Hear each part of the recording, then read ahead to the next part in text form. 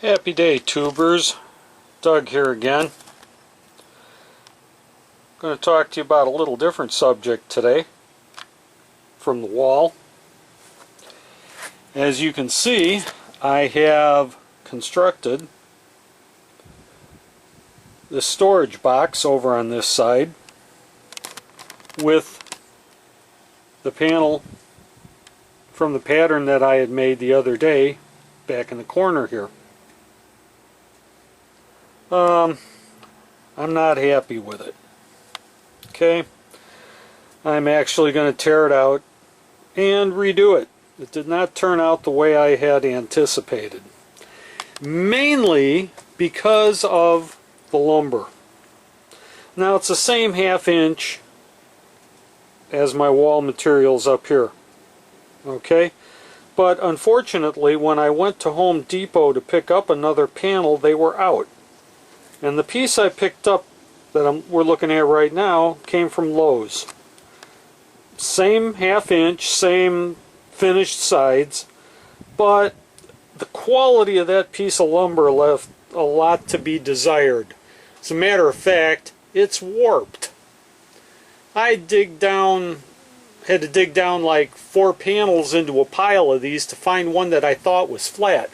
And when I got it here, I found out the son of a gun was warped. So I'm going to rebuild that whole thing.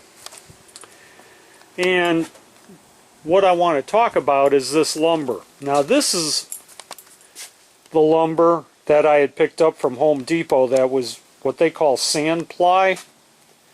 And now that I compare it to this piece down here, which is what I got from Lowe's, which is sanded on both sides and it's kind of like primered on one side, it is very flexible as compared to the material from Home Depot.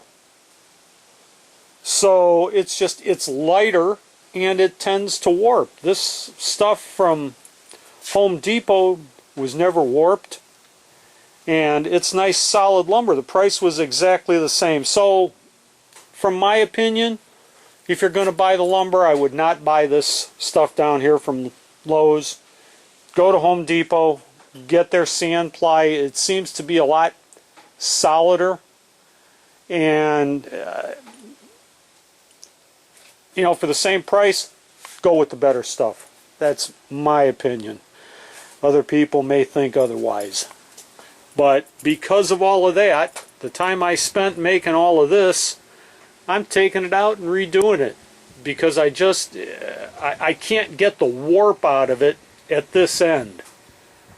So I don't have a choice. I'll find some kind of third-rate usage for that lumber somewhere, but it won't be on finished sections. I'm also going to redo this piece in the back here.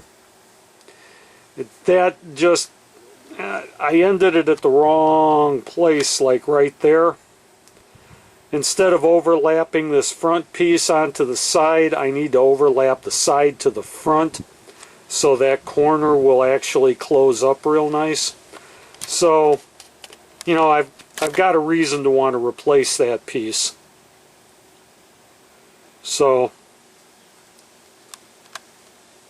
sorry about the shaking there. I get it farther out, and the auto shake will help.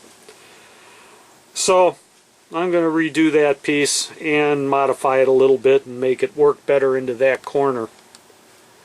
Alright, I want to also talk about one other little thing about how I'm putting this stuff together. So hang on, I'll be right back.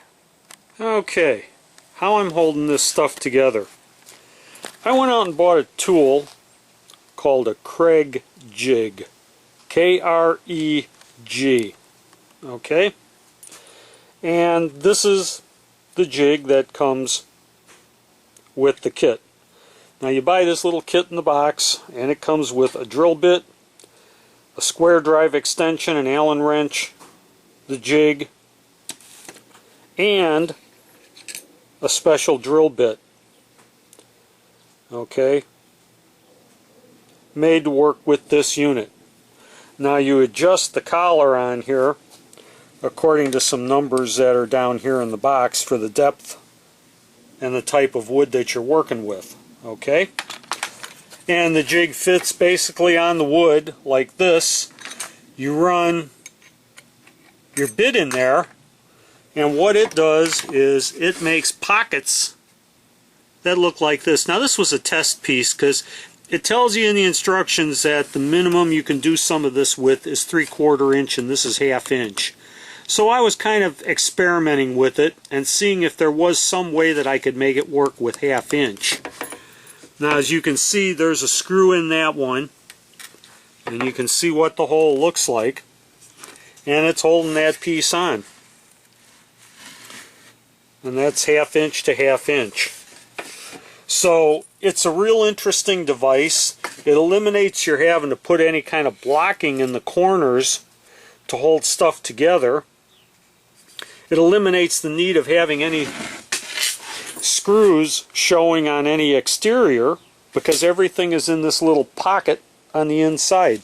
I think it's kind of a interesting little device, and I have to play with it a little bit to get my technique together as far as using it.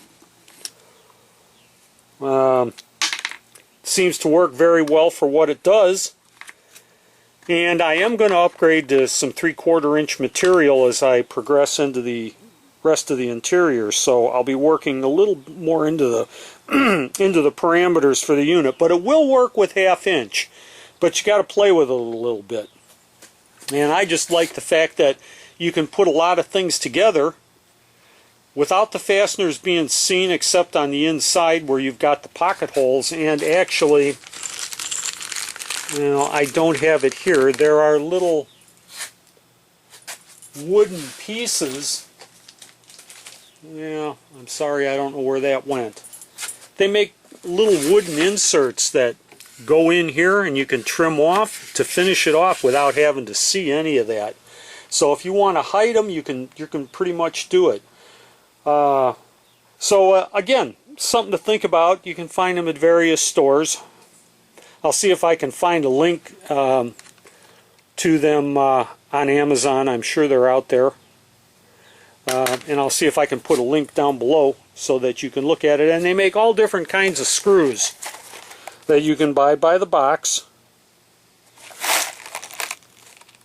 Like 100 screws here was about $5.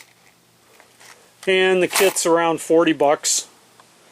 They make a much bigger kit too, what they call a master kit. A couple of different sizes, one for around $100 and one for about $130. That comes with a clamp and everything to hold all the stuff together. So this one, like I said, at about $40 plus the screws, seem to be the most versatile for my needs. I am going to invest in a couple of the clamps though. They're kind of pricey at about $30 a piece, but as I started to work with all of this, you've got to hold this piece on real tight up here to drill the hole, and you can put a screw through to hold it, but then you end up with screw holes also in the back of your, in your work. If you had the clamp that they make for this, the clamp that goes right on here, kind of like a big welding clamp if you've seen them, but they got big flat feet on them, and it just holds it down and makes it real easy to work with. So, okay, we're up to date on that. Next thing I'm going to do here is, way back in template section, if you remember, I made a bunch of templates for my wall panels, okay? And I said the one piece was going to end up, that was on this big piece, was going to end up being taken apart so that I could make the other wall braces.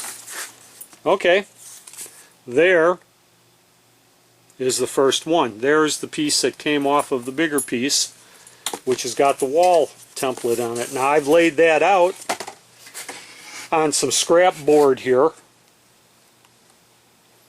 Okay, I need 5 of them, so I've got one laid out on here and a couple of more laid out on this other piece. 1, 2, 3, I got 4 there. Yeah, I'm going to have to make another one here.